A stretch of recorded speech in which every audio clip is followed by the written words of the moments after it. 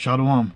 All praise to the Most High, Yahweh, Ba'asham, Yahushai, Ba'asham Rukakwadash, and double honors to the apostles of GMS, and to the bishops, and to the elders, and to all the sincere brethren that are laboring the truth across the world, and also to all the sincere brethren and sisters that are listening to the truth.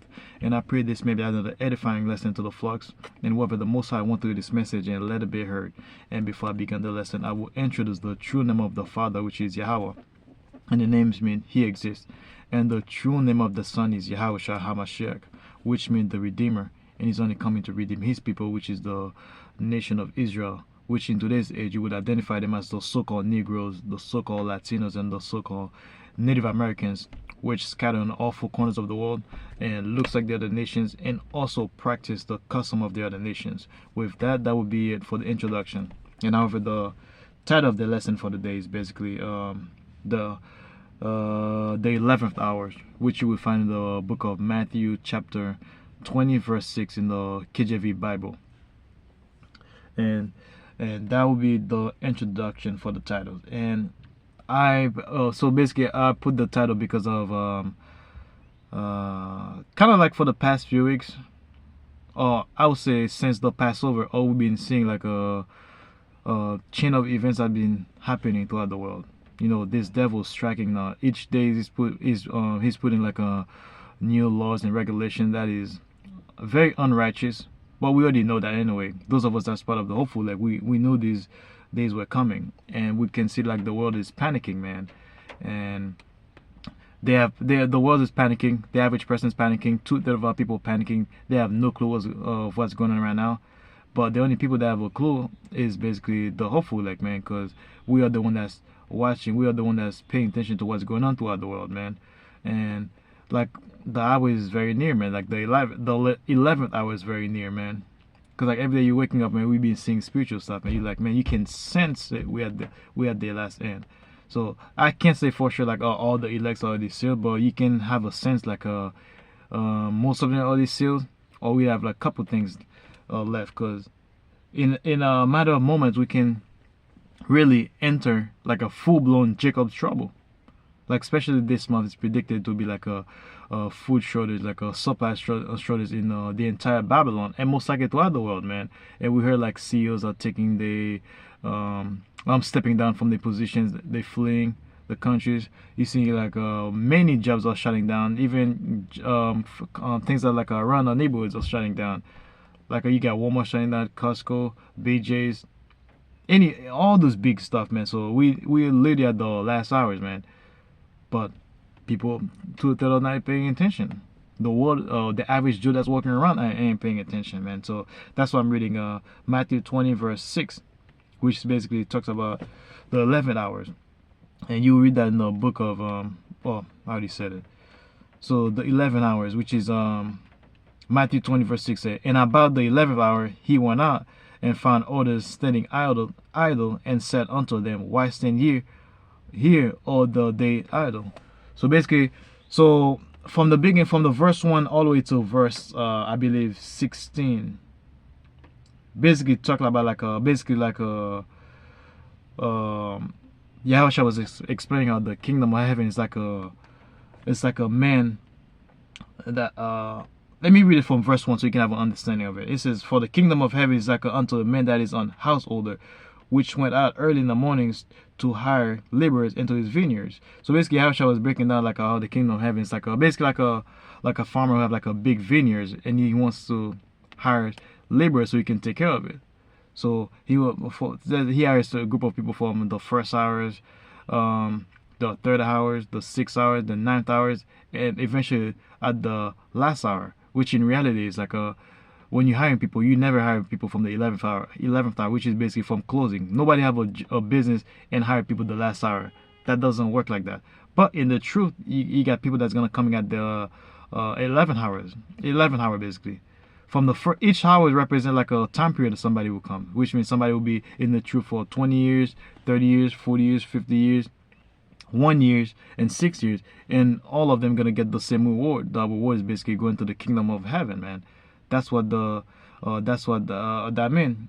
And a lot of people that's been laboring for years, oftentimes will be like, man, I've been in the truth for all this amount of years. I've been catching hell. You're gonna tell the same person that a person that just walked in today is gonna be in the kingdom living lavishly. So some people are gonna get upset. So that's what that story was explaining. When they were getting the reward, like those guys that been working from the first hour, they were like, wait a minute, we spent our entire day working. We were breaking our back in that scorching heat, and those guys that just came for an hour gonna get the same reward as me, as us. So they were not happy, and the master was saying like, hey man, you all agreed to for the same wages, man, for the same penny. So, and I'm the master of this field, of the basically farm. So I paid you whatever wages I see fit, and you all agreed for the same payment. So you guys gonna accept it. So likewise, there's gonna be guys that just come at the last minute and they're gonna be saved, because it was predestined first and foremost for them to be saved anyway.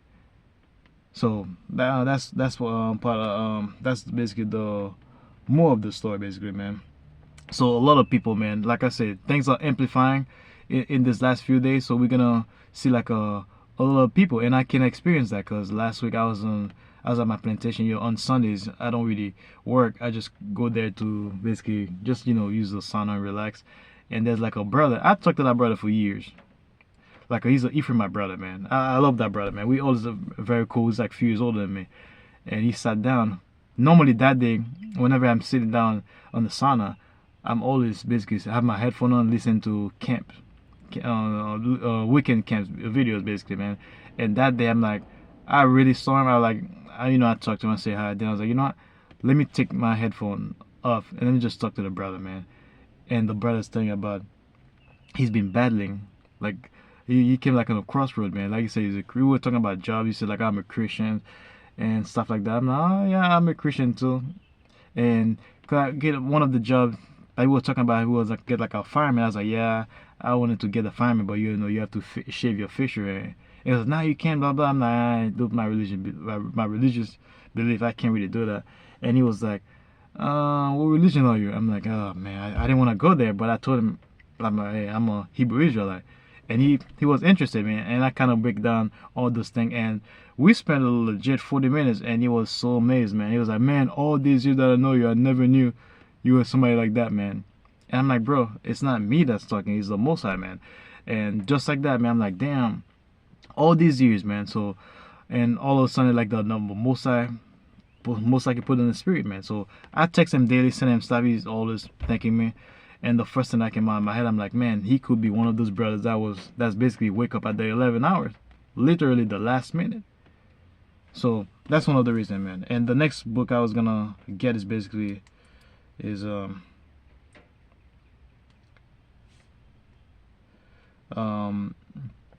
Acts 2 verse 17 and Joel 2 verse 28. Both of these books talks about the same thing, which is basically like the Most High will pour out His Spirit on all flesh in the last days.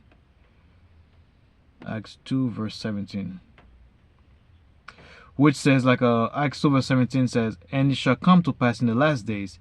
So basically like in the last days, said the Most High, I will pour out my Spirit upon all flesh. So basically in those last days, which is basically the days that we're living right now, we entering those perilous times, man. So it says, I will pour out my Spirit on all flesh. Basically, the Most High gonna put His Spirit on all flesh. He's gonna put His Spirit onto all people, man.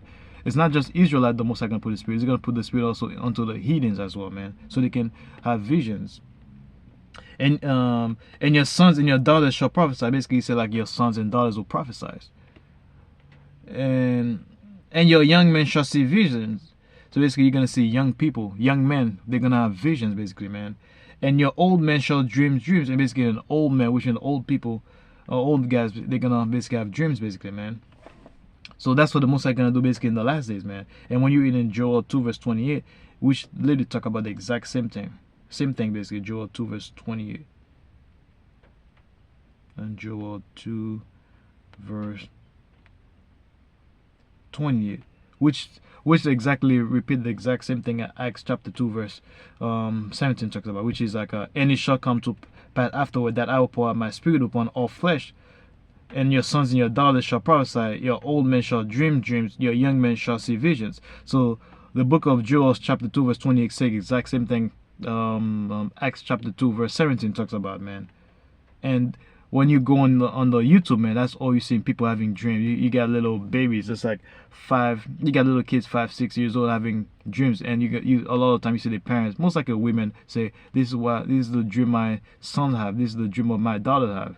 And you see old people in their 50s 60s 70s, they've been saying, oh, this is what I have, I see the kingdom of heaven, I see this happen, that happen. So those are the days that we're in right now, man. So basically, prophecy has been fulfilled, man. Especially in those perilous times that we're living, man. When you read the book of 2 Timothy 3 verse 1 through 5, he told you that like we enter like when you read the first verse, it's like let me see, the perilous days. Let me see what it says. 2 Tim 3. 2 Tim 3 verse 1. It says, this know also that in the last days perilous time shall come. So basically, like, yeah, in the last days we're living right now, there's gonna be like a perilous time, which is it's gonna be like a very difficult time we're living in, because we're gonna witness all sorts of things, man. It says, for men shall be lovers of their own self. There's basically people gonna be lovers of themselves, man. What does that mean? Like every day when you walk in the street, man, you stay under the red light, you see people have their phone, always taking picture of themselves. You at the gym working out, you see the person hug the mirror, taking picture of himself. Even in time of crisis, you see like a brutal car accident, man. Instead of people caring of the person that's in the car accident, what they do, they pull out their phone, take a selfie, say, oh, I'm at the scene, seeing a person get hit by a car. Those are the times we are in right now, man. Covetous boasters, you see people like